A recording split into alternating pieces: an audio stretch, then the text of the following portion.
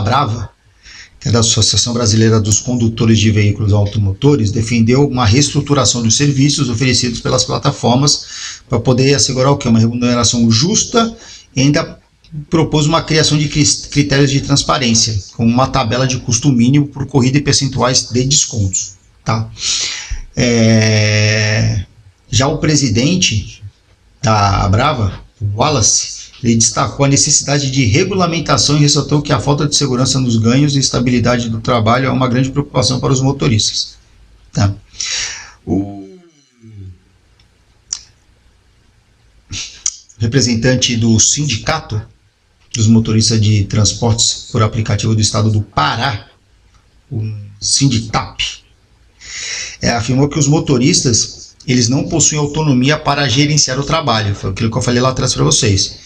Falta reconhecimento do vínculo empregatício, perpetua uma lógica que nega aos motoristas direitos mínimos e acaba rebaixando a cidadãos de segunda categoria e distanciando eles da dignidade da proteção. Fica acabando se tornando aí praticamente um subemprego. É quase isso, mais ou menos. Tá? Bem, a representante da Associação Brasileira de Juristas pela Democracia, ela disse que as decisões das cortes constitucionais europeias reconhecem a condição do trabalhador nessas condições, tem influenciado positivamente nos acordos aqui da Justiça Trabalhista Brasileira. Tanto que eu comentei com vocês que o TRT da segunda região, ele recentemente, né, dia 5 de dezembro, condenou o iFood aí numa bagatela de 10 milhões por ausência de registro, né, reconhecendo o vínculo empregatício dos seus motoboys aí. Tá? E ela ainda disse que retirar ou impedir os direitos que representaria um retrocesso e, obviamente, vai prejudicar de forma grave o sistema público de proteção social ao trabalho. Tá? Nós temos aqui também a manifestação do representante da CUT, a Central Única dos Trabalhadores, disse que isso aí é uma falsa autonomia dos motoristas de aplicativos, que acaba ocultando uma relação de trabalho com as empresas. Tá? Ou seja, existe uma verdadeira relação de trabalho com as empresas, ou seja, que o vínculo deve ser sim reconhecido. E esses trabalhadores, eles precisam ser reconhecidos como tal, com direito à organização e negociação coletiva, e que as empresas elas devem ser responsabilizadas legalmente. Tá? Talvez até criação de um sindicato aí. Seria uma boa saída. Bem, aqui nós temos diversos comentários, tá? Aqui um deles destacou que os motoristas de aplicativos eles enfrentam riscos diários, assaltos, acidentes, e as plataformas acabam o quê? Transferindo esses riscos para a sociedade, enquanto acabam o quê? Explorando os motoristas, explorando de forma veemente, tá? Não oferece proteção e deixa todos eles assim à míngua. E, claro, obviamente afirmou que não há liberdade nem autonomia nesse trabalho, mas sim um controle total exercido pelas plataformas. Então, percebam que, na maioria dos casos, na maioria dos comentários, o que se discute é o que? É a ausência de autonomia. Ou seja, os motoristas da Uber, eles não possuem autonomia.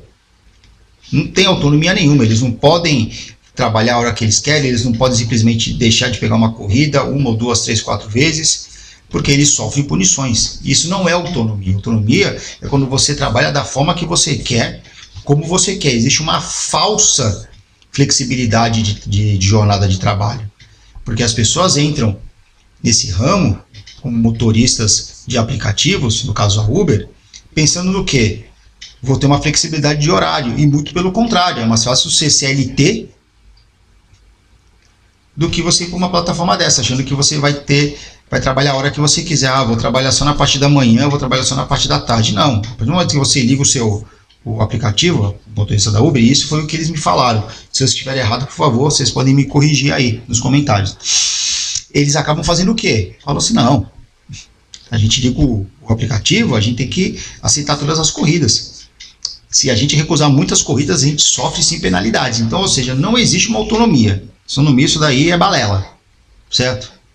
Bem, outro comentário aqui da Associação Brasileira da Liberdade Econômica. Para ele, a livre iniciativa é um princípio constitucional e um direito fundamental. Em sua avaliação, é necessário ter cautela com a intervenção estatal na economia.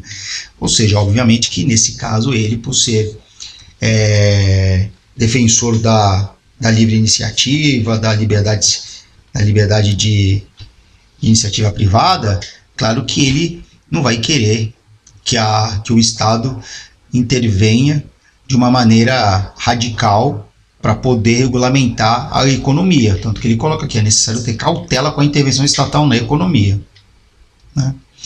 Bem, o representante do Instituto Brasileiro de Direito Previdenciário, IBDP, destacou que a relação entre os motoristas de aplicativos e as empresas não é meramente comercial, pois os motoristas veem as plataformas como o seu trabalho. E de fato é isso, tem gente que só trabalha com a Uber, tem gente que só trabalha com a 99, tem gente que trabalha com a Uber e com a 99. Alertou ainda para a falta de contribuição dessas empresas à Seguridade Social. E de fato, não contribui. Por quê?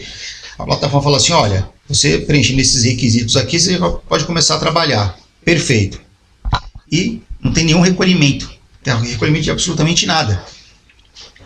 Contribuição social, não tem absolutamente nenhum recolhimento. E obviamente que isso deixa de ser arrecadado para fins de previdência social. Isso acaba aí prejudicando a cidadania e gera uma desigualdade no sistema. Bem, mais um outro comentário aqui da Associação dos Trabalhadores por Aplicativo do Distrito Federal.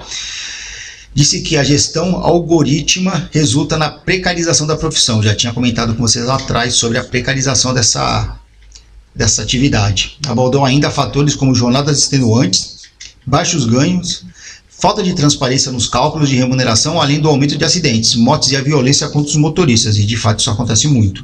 Tá? Tanto temos que até colocam as câmeras para gravar as corridas, porque pode dar problema, eles podem ser alvo de violência, e tem várias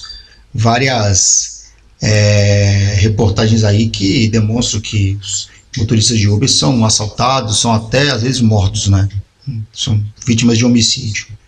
Bem, a Associação Nacional dos Magistrados da Justiça do Trabalho diz que cabe à Justiça do Trabalho examinar as especificidades nos casos concretos, diferenciando tecnicamente a natureza da relação em cada hipótese. Ou seja, na visão dele, pelo que eu entendi, cada caso vai ser um caso.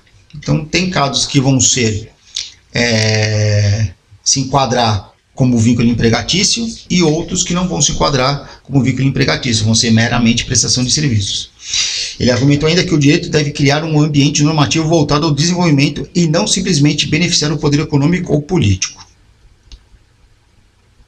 Bem, o representante da Associação Brasileira de Mobilidade e Tecnologia disse que a relação entre os motoristas e os entregadores com as plataformas não configura vínculo empregatício. Para ele, não tem vínculo empregatício, porque se trata de trabalhadores autônomos e eles não têm subordinação e com liberdade para decidir quando e onde atuar.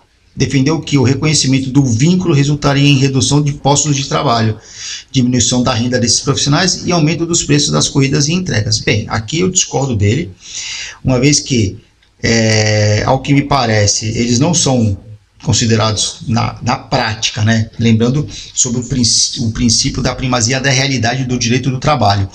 Eles não são trabalhadores autônomos, tá? Eles não são trabalhadores autônomos, eles possuem sim subordinação, porque se eles fossem autônomos, eles podiam recusar as corridas sem sofrer penalidades. Eles têm subordinação porque eles têm que obedecer determinados parâmetros dentro da plataforma. E caso eles decidam, tenham essa liberdade de decidir quando e onde atuar, eles sofrem punições. Quer dizer, tudo acaba caindo sempre na mesma vala, se vocês não perceberem. É tudo a mesma coisa, não vai mudar. Os argumentos vão ser sempre os mesmos.